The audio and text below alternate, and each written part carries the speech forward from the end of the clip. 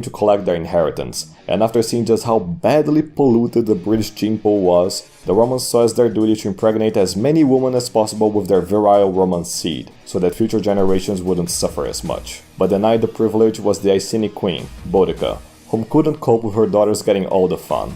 Enraged and beyond jelly, Boudica rallied the local tribes to revolt against the Romans, being elected their warrior queen, and setting off to destroy the civilization the Romans had brought with them. By then, Paulinus was governing the province and conducting a campaign in Wales. But when he received news from the east, he called on one of his legates to join up with him, but the fucker just refused, cowering away from the revolt. Deprived of reinforcements, Paulinus was forced to make do with the overall 10k men he could muster, against the 230k Britons under Boudica.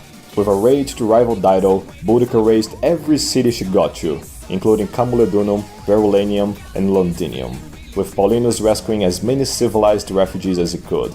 As he was pursued north, Paulinus halted the march, sending the refugees ahead, and choosing to die fighting.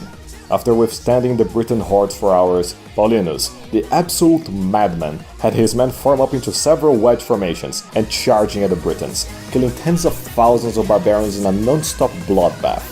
Even completely surrounded, Paulinus crushed all resistance. Terrified, the Britons began to flee, clogging up in their carriages like the retards they were, and slowly getting themselves all slaughtered. At the end of the day, 80,000 barbarians lay dead at Paulinus' feet, having lost only 400 men, and later making Boudica kill herself.